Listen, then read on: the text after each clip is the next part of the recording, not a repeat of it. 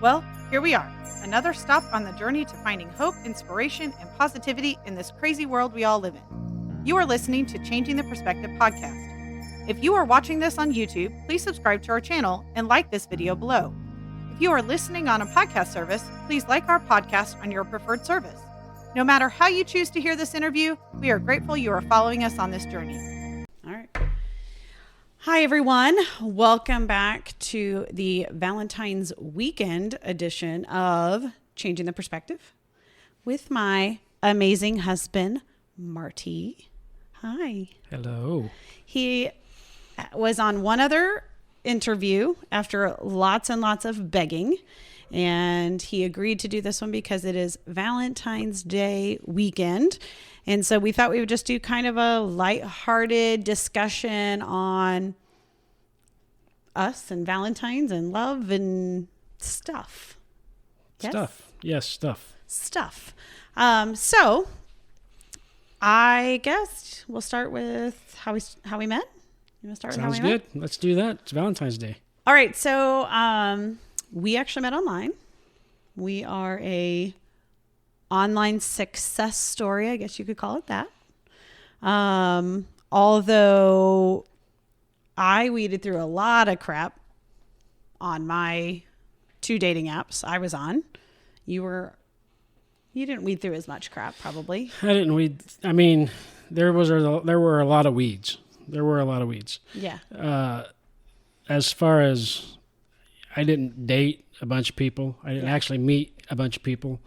I talked to a couple others other than you. Yeah. But no, the weeds were just seeing all the crazy that you see on there, really. Mm-hmm. Yeah.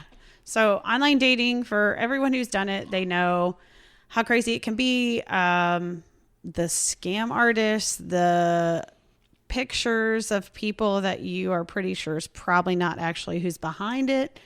The people that do the pictures with their ex people, that always got me.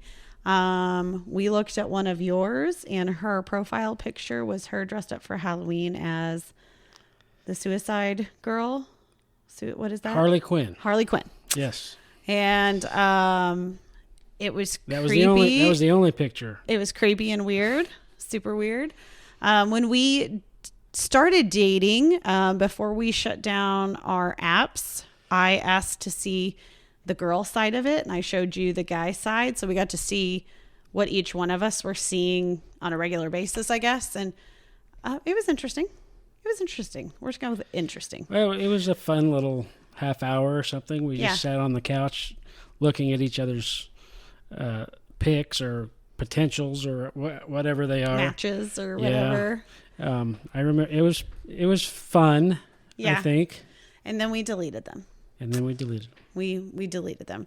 So we talked on the app and then on our phone messenger for 2 or 3 weeks, roughly.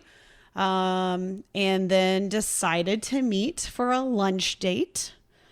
And we met for lunch. And we stayed at the restaurant until they turned over for dinner. And then we decided it was time to leave. And that date went 12 hours, and all we did was talk the whole time. And it was wonderful. He had just moved here to Springfield from where he was from. And we just enjoyed, I guess, getting to know each other. And really our first 2 or 3 times meeting face to face, that's how it was. Just talking, getting to know each other. We vented about our past. We talked about what we hope for in a future, and not necessarily at that time together, just in general. And then you fell madly in love with me. Yes. That is more or less true. The first meeting, and we spent 12 hours talking, and I've told you this before, I felt like I just couldn't get enough. I know I spent the whole evening asking you about you and just trying to learn as much as I could about you. And I spilled a little, of my past and little things that like that came up, as well as you did. But But I remember after that first little 12-hour lunch date that lasted till midnight, basically, yeah, I remember after that just being like, I can't wait to see her again. I got to talk to her some more. I didn't get enough. So, obviously it happened a couple more times at least. Yes. Before we decided to actually be an item, because I mean, even on my profile, I said, the online profile, I said, I just was really looking for somebody to talk to. Yeah. I needed someone that could relate, and I needed somebody to talk to. And you ended up being that person. I mean, yes, I talked to a couple other people, not literally, but through the messaging. Yeah, the app deal, text or WhatsApp or whatever. And they were all further away from where I was at, and I was actually kind of trying to avoid the local girls a little bit, but I saw your profile, and that's something that I would actually, since we've got an audience, hopefully. Yes. That's something I would suggest is when you're looking through those apps, you don't just swipe the face away. You got to dig a little deeper, and you got to look and see what their profile says.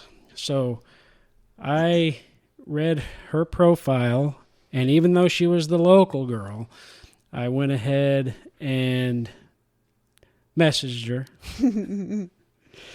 And what did the message say? Do you remember? Oh, man. I think I said, probably come online for lots of other guys on there. I think I said, I read your profile, and I think we could get along, or something like that. That is about what you said, roughly. Yes. That is right. That was my very first message on the Messenger app or the dating app or whatever. Was I read your profile, and I think we would get along. And I'm like, you read my profile? I did. And most guys don't admit that. Yeah. So, obviously we get along. We're still together. It's over 2 years later. Yeah.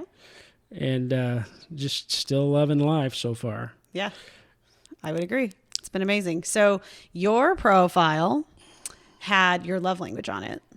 And I was surprised when a guy knows his love language. Like, I don't know how many guys out there know their love languages. Come to find out, he knew his because of some work he had done from his past stuff in church. They did marriage seminars and stuff like that. So you had done that through there. Right. And so that's how he knew his, but he actually listed it on his profile. And I thought that was fascinating. And it started a whole discussion actually about love languages. Our love language, words of affirmation is number one for me, quality time, and then physical touch. And my top three are very close, very high. And then my acts of service and gifts are like bottomed out on the bottom. I put value, but very little in those. Yours are about the same, slightly different on your three on where they land, but they're the same three. We have the same top three, which works very nicely. Yes, I agree. For anyone that doesn't know about the love languages, the video on February 5th, it was interview number 12. That is with relationship expert Rachel Shear, and we actually go in depth about the 5 languages. So that actually is the interview before this one is publishing. So go check it out. It goes very much further into what the actual 5 love languages are. Mm-hmm. She really kind of dives deeper and tells you what each of them are and what they mean and just deeper. Yeah. So suggest to go back and look at that if you haven't watched it, or just go online and search the 5 love languages. Yeah. So I feel like I have to tell the story about the first time you came to my house. Okay. So we were very new into our relationship. And actually, I'm not sure you could have called it a relationship yet. We were still very just friends and talking. And I invited you over to my house, and I remember you saying, "Are you sure that's a good idea? Like, I don't know you super well yet." And what was my response to you? Well, you assured me that you had many guns. You had many guns, and they were hidden throughout the house, and I would not know where they are, yes. But you could get to one at any given time. Exactly. So you were not afraid of having me over. I was not, and he knew I was not afraid to pull one if I needed to. Of course, I was a little like, but you came over anyway. I came over anyway. So coming from my past, I ended up in just kind of a single mom situation, and I felt like I had to defend myself if necessary. And they were where they were for very specific reasons, based off of where I hung out of my house the most. And I wasn't afraid to share that. You be careful. I may take you out. I feel like I was pretty nice that first night. You were. Respectful. Yes. So I did not get to see the guns the first night. You did not? Or the second or third, I don't believe. No, I don't think so. Obviously, I know where they're at now. Yes. 2 years later. Yeah. So we've been married 9 months now, and we got married in the pandemic. We were supposed to have the big reception and all of the stuff because of the pandemic. We downsized it to parents and kids only. We did it at Enchanted Hills, a beautiful outdoor venue. It was May 1. May 1st, 2020. And it was a little bit of since we went from an indoor place, whatever, to outdoor, it was a little nerve-wracking, especially since it rained like the whole week before. But it was like the clouds cleared, the sun came out. It was a beautiful day, a beautiful venue. The people at Enchanted Hills, and I mean, we can link them too probably on here. They were very nice, very accommodating, and it was just a beautiful location. Yeah, Athena and Mike actually married us. He ended up being our officiant. Athena bent over backwards to make sure that the day was gorgeous and it was what it was. I think after we did it that way, we are 100% glad the way it settled. It felt calm. We got ready together. We went over there together. We held hands walking all the way, to the spot together. It wasn't this big, everybody get ready separate. And then, you meet in an aisle at some point. And for us, I think that worked out beautifully. It was very low stress, very easy. Turned out beautiful. We had our parents there. It was very nice. Yeah. So we are hopefully so far planning to still have a reception this year, pending the pandemic does not continue on the shutdown. So hopefully in May, we will be celebrating with everyone else for a 1-year anniversary party instead of an actual reception. I'm kind of excited. I am the girl. For the people that don't know me, our viewers that don't know me, several of you on here know me very well. I'm the girl that just dances around. I am kind of free-spirited. I sing when I want to. I dance when I want to. I don't really care who's watching. I don't get embarrassed super easy. This guy next to me, that it was not the way you were. And you do now. You dance and you bust out in random songs sometimes too. So I've loosened him up a little bit, but I think we're ready to party on our reception because I'm the girl that just dances all the time. Just to say one thing to that, I did probably come off a little uptight sometimes. Yes. But I assure you, I was fun by myself. Oh. When I was by myself, I could bust a move, I could sing out loud, I could have a good time. But I will say Shawna has made it so that I feel more comfortable coming out of that, I guess, shell, my introverted whatever life of I can only have fun by myself, to being able to have a little more fun in public, and especially in front of somebody else. Yeah. So I thank you for that. Makes life a lot more fun for sure. Yes, it has been more fun. And I think even your kids have mentioned, like, Dad's laughing a lot. And, it's probably, we were in a store with your daughter one time and we started dancing to some random song. And I just remember the look on her face, like, what are you all doing? But later, I think she realized, like, Dad's having some fun. And I hope. Yeah, I think it's awesome. You've probably closed my mind on some of my open-mindedness that probably needed to be kind of reined in a little bit, but I've opened yours for sure.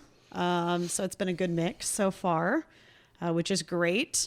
I'm very much the just kind of let's do it now. And you're very much, I have to analyze all the ways that it could go wrong or go right before we do it. So any adventure you probably have researched up and down, and I'm like, let's just get in the car and go. And so we definitely have to learn to find a compromising balance. Yes, I am definitely the overanalyzer. Yeah. I overthink.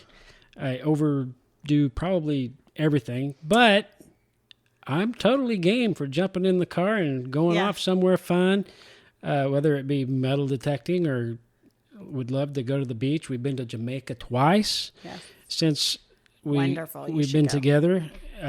It's great. Talking about a little bit of changes and things in that. Yeah. What we have these pillars. We call them our pillars. What are our pillars? These things that we came up with early on that we said, before we were really in a relationship even, we decided because of what we had been through, these things have to happen in a relationship. Mm-hmm. And if they do, then it should work out. So do you remember? I'm sure you do because we talk about them still. These were what we considered non-negotiables, basically. Although I think with my open-mindedness, I had to rein in my non-negotiables a little bit differently than you did.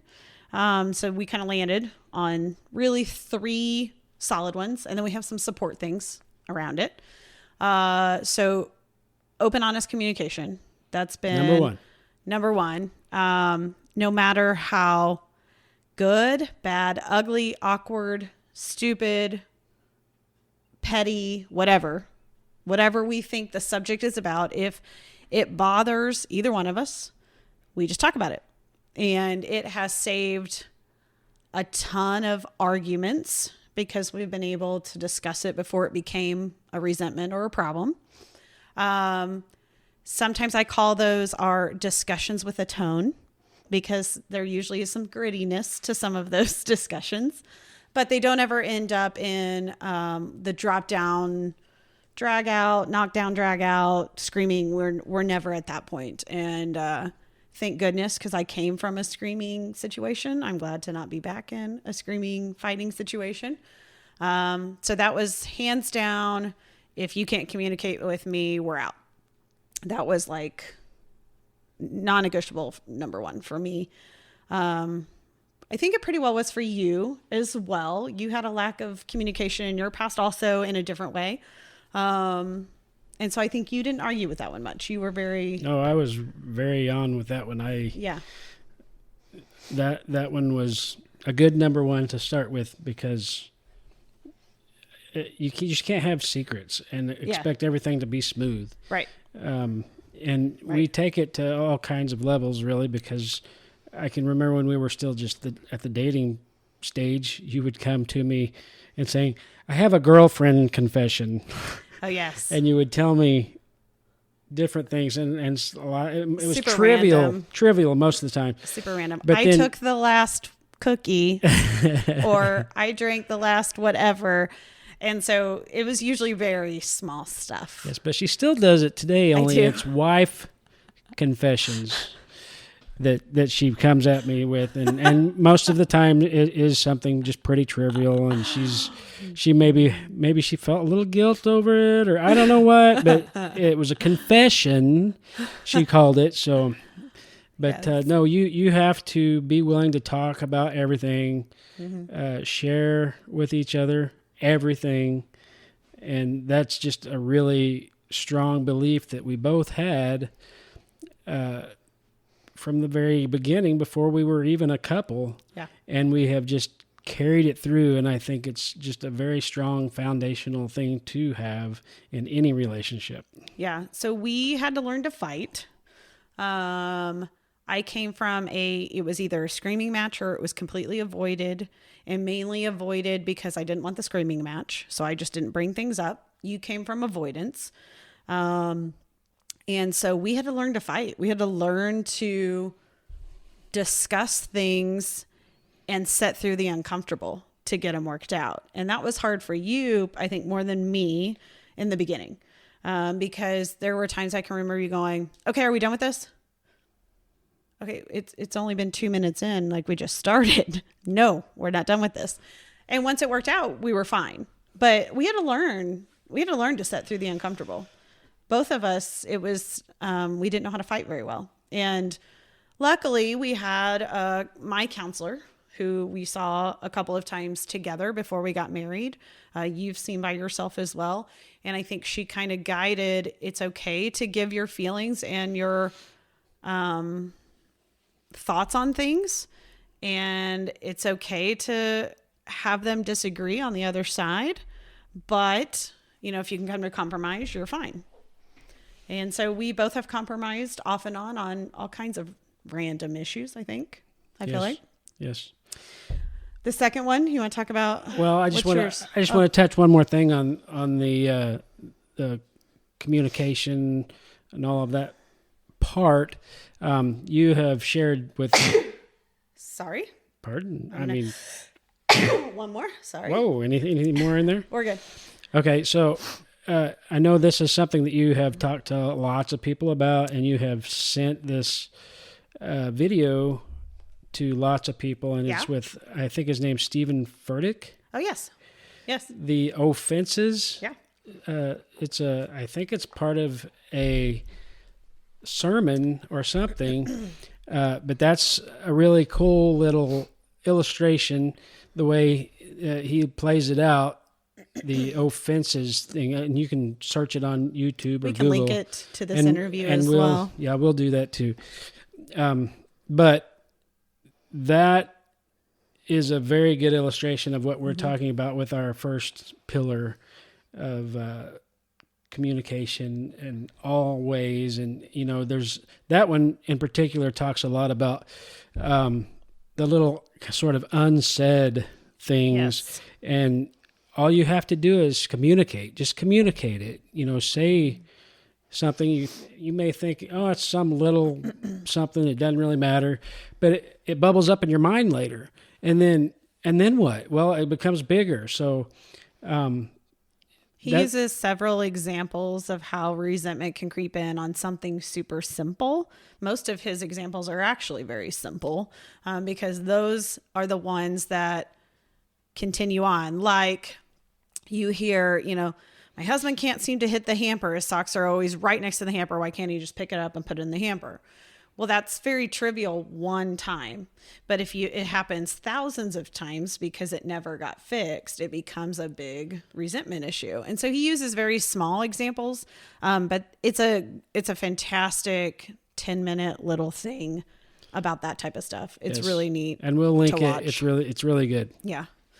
All right, what's your second one? The second one is selflessness. Yes, and this is a huge one for you. And that is another huge one for me because I tend to be a pretty selfless person naturally, and to be that way in, again, any relationship, just give yourself completely and not have that returned is very hurtful over time. Yeah.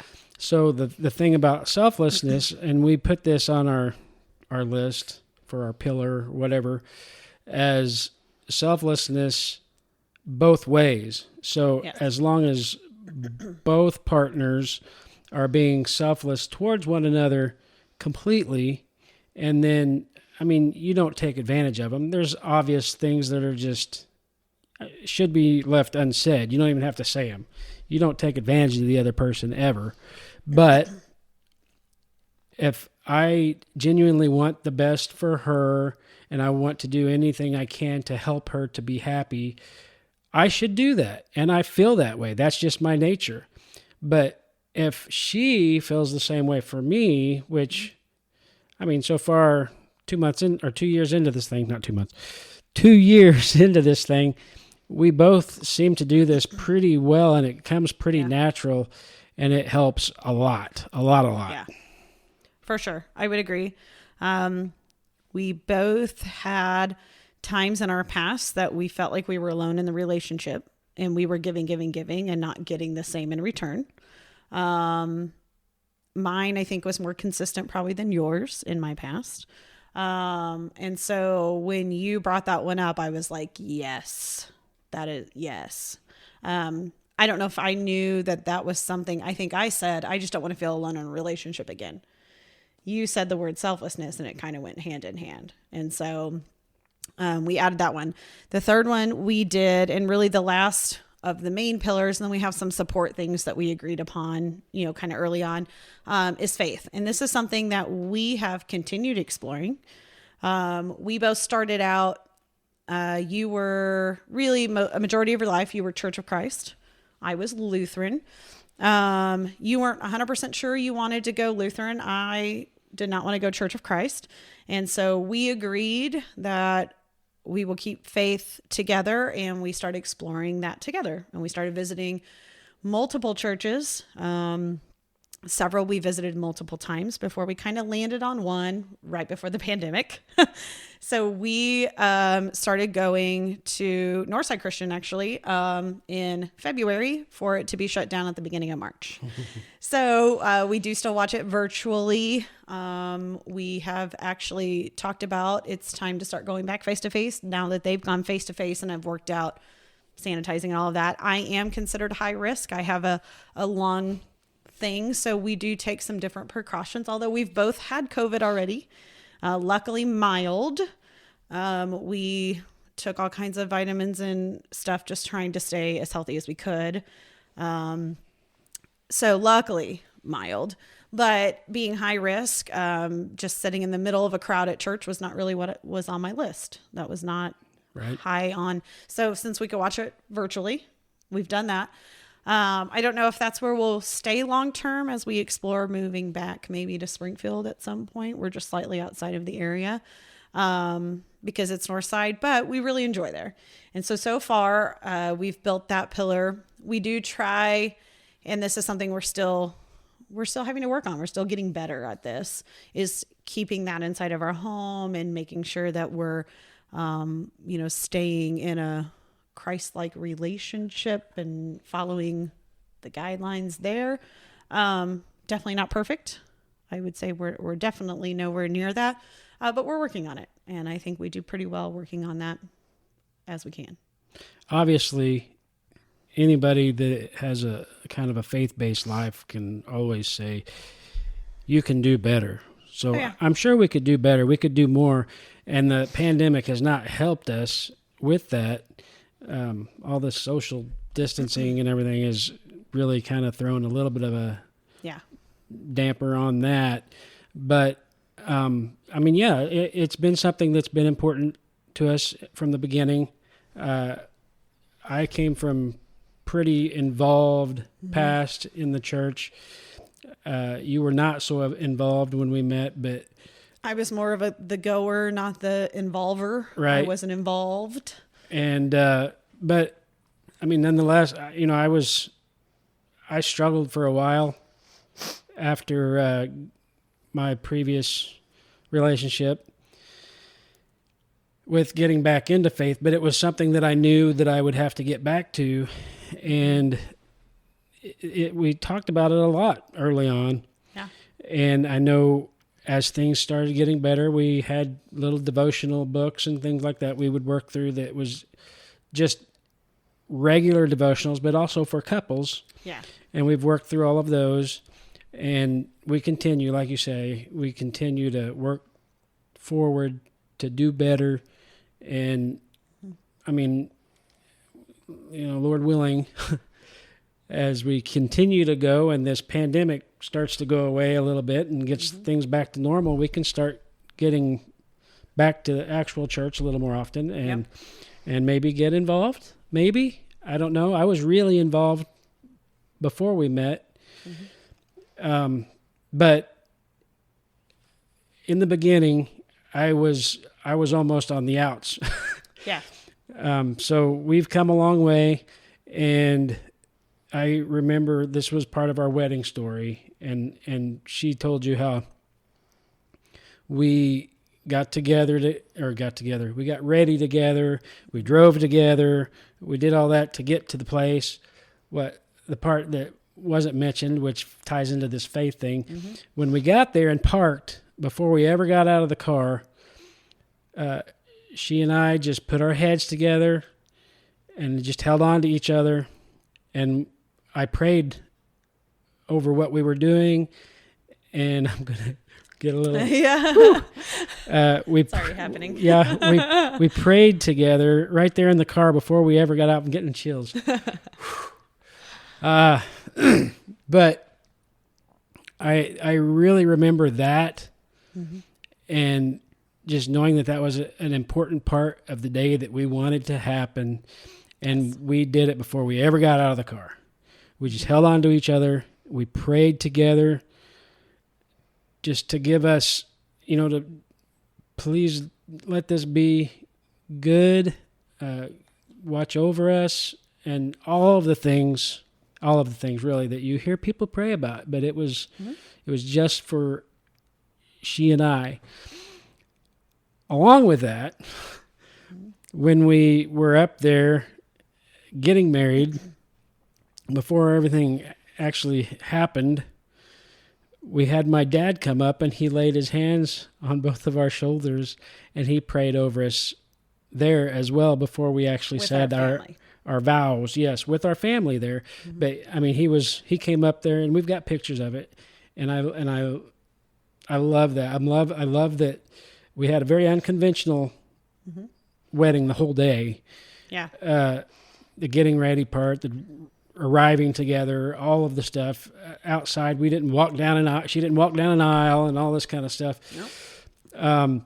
But we still included our faith in it, and those are two things that I really remember. And when I start talking about that little time in the car prior to getting out, it's a little chill. Our whole relationship has been a little unconventional. It has been. And we've actually kind of said the non-traditional traditional. We like some traditional pieces, but we've gone kind of non-traditional on a lot of things as well. And not everyone has agreed. And quite frankly, I don't know if we care. I mean, we care about those people, but how we feel about each other is more important than the opinions of and that is exactly people. How it should be. In the faith world, and you mentioned before that I've been to a lot of marriage type stuff, retreats, couples retreats, even the love languages thing. I took a 2-day class on love languages. All of this happened prior to us meeting, but I believe so deeply in so much of the stuff that I've learned that I've been able to apply it to this, and you've been very receptive, and I very much appreciate. Yeah. But, obviously it helps that our top 3 love languages are the same, and we just really know how to love each other. Yes. And in all the ways. Yes. And I'm so thankful. Me too. So thankful. Me too. For you and for that. I love you. I love you. So anything you feel like you need to say to close out kind of our Valentine's weekend thing? Our plans, we're pretty well going to hang out at home. We are supposed to spend Saturday night with some friends and their spouses, although one friend and her spouse now has COVID and a second has been exposed, so we may not end up doing that. But Valentine's Day, it's my only day off for the week. So I think our plans pretty well are to couch time. Yeah. Hang out here and maybe cook some steaks and just enjoy each other. I mean, it's just us at home anyway. So just have a chill day. That's the plan. We enjoy each other wherever we're at. Yeah. And that's what really matters. Yes. And we did do kind of a Valentine's Day thing last weekend and kind of exchanged gifts and things like that. Went out to eat. We celebrated actual Valentine's Day last weekend, knowing that we were going to be gone. So we did kind of celebrate it, not just sitting at home. Yeah, but on actual Valentine's Day, we're probably going to get a lot of couch time, and that's something that we really like too. Yeah, the decompression, chill out time. I appreciate you. I know you did not want to come on here. And so I appreciate you agreeing to now a second interview, because the first one was with the love languages girl. And I begged and begged and begged. So I appreciate you. And I probably spouted off a little too much in a couple places on that one, but that's all right. That's okay. That's okay. It's just who you are. So I want to thank everyone for joining us. I hope you enjoyed this little kind of offbeat of our normal thing.